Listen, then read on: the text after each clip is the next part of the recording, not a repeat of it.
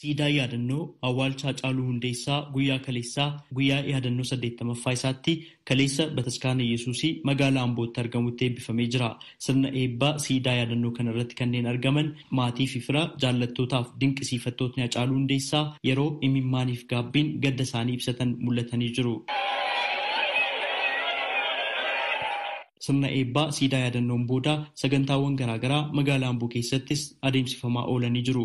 Kanneen keessaa handhuura magaalaa Ambootti kan ni ijaarama jedhame siidaan guddaa yaadannoo Hacaaluu Hundeessaaf ta'uu fi giddugalli aadaa fi seenaa Oromoo maqaa Hacaaluu Hundeessaan moggaafamus kan ijaaramu ta'uudha. Pireezidaantiin mootummaa naannoo Oromiyaa obbo Shimallis Abdiisaa kan dubbatan. Obbo Shimallis Abdiisaa hangootni olaanoo naannoo Oromiyaa fi maatii Hacaaluu Hundeessaa waliin ta'uun siidaa yaadannoo fi giddugala seenaa fi aadaa magaalaa Amboo keessatti ijaaramu jiruuf dhagaa bu'uuraas kaa'anii jiru.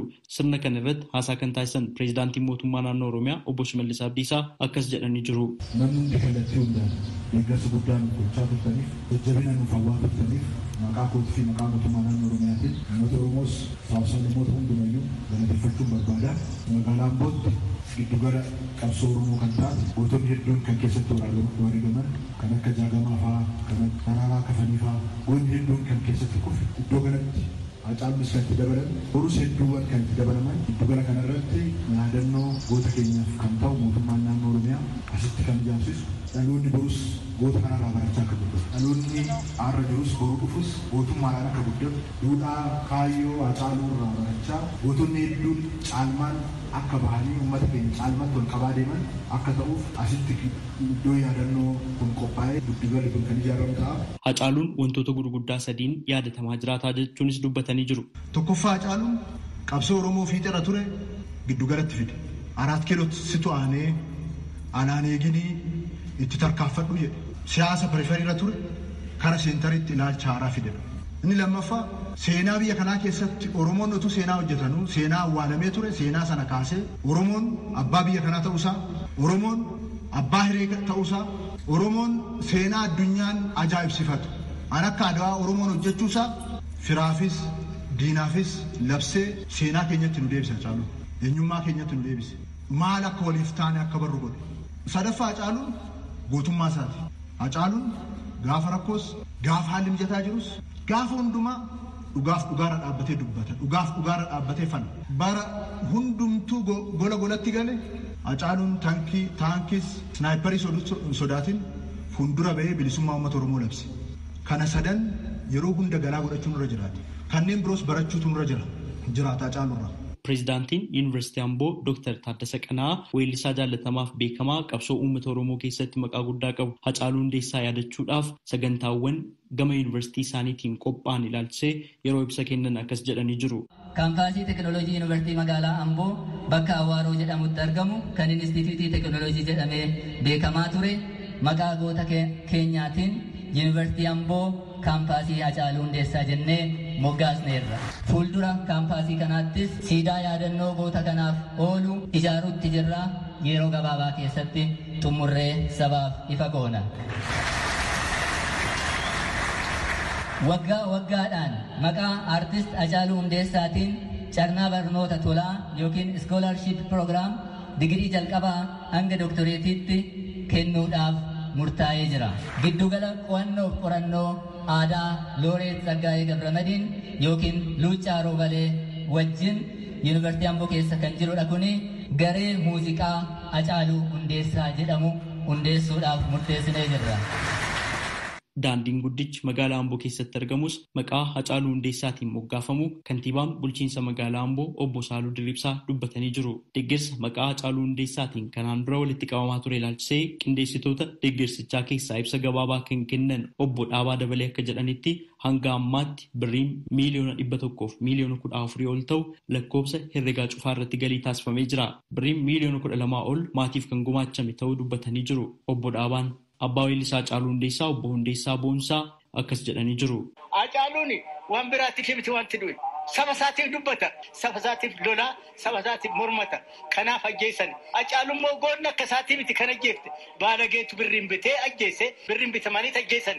warri gaafa du'a mucaa kootii calqabee ammar'aatti na wajjin dhaabattanii gadda koo gadda keessan taasiftanii bu'a koo bu'a keessan taasiftanii na wajjin jira ammaatti jiraattan ammar'aatti galatoomaan jedha. Hiriyaa ijoollummaa Hacaaluu Hundeessaaf mana hidhaa yookaan Karchallee Amboo keessatti waggoota 5 ta'aniif kan waliin hidhamanii turan ta'uu dubbatu Dajanee Waaqoo akkas jedha.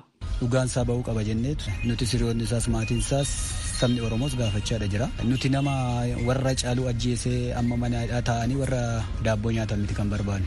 Jarreen sana eenyutu isaan bite daldaltoonni sun eenyudha warra jedhu sana barbaanne. Mootummaas haa ta'u dhaabbanni mirga namoomaas haa ta'u uummanni Oromoos haa ta'u eenyumtiyyuu Hacaaluu eenyutu ajjeesise warra jedhu sana nuu barbaaduudha qaba. Waayillan Hacaaluu keessaa weellistuu Hawwii Tazarraas akkas jettee jirti. Ibsi jalqabarraa miidiyaadhaan namoonni Hacaaluu ajjeesan qabamanii hanga maqaa dubbisuun dadhabamudha. Ibsi nutti ba'aa ture sun eessa dhaqee irraanfannee itti sakandiin daqiiqaadhaan nuti hoonyaan nu mootee yoo rafnu ajeen qaama keenya keessa jira. Oromoon gumaan nyaatu osoo waa ta'e raatee ajeen galeen ciisu ani garuu dubartii waan ta'een galeen ciise hin ciisne immoo mootummaan hatattamaan ibsa nu kennuuf qaba. Oromoon amma taadha eeganii nama dhiigaachee lolaase kana hin ammasinaa gumaachee baasaatii nutti agarsiisa. Siidaa Finfinnee jiru san silaa jala bultii irreessatirra jira.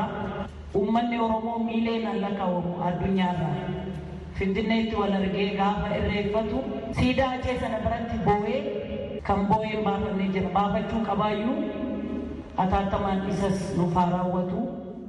Sirna yaadannoo weellisaa Hacaaluu Hundeessaa galma Yuunivarsiitii Amboo keessatti adeemsifame irratti daa'ima waggaa 10 kan taate waloo Seenet Gizaachaw walaloo weellisaa Hacaaluu Hundeessaa irratti xiyyeeffate akkasitti dhiyeessitee jirti.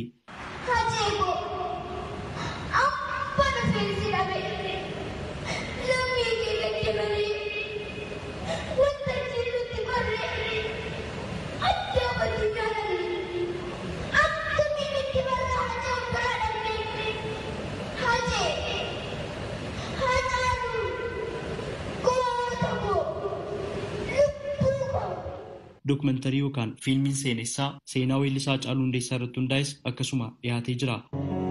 Garuu maalan jedhanii aceekoo sirbatumii mootummaa waaqaan dhaalan jedhan. Yookiin akkas jedhanii dhiisimee waaqni kannaa kenne kanaaf miti naan jedha. Hacaaluunis kanaaf weelloo isaa tokko keessatti yoo jirtu an jiraa kanaan achiin jiru jedhee jaalala ishiif qabuu fi oolmaashii ni jajee ni galateeffate siin jechuudha.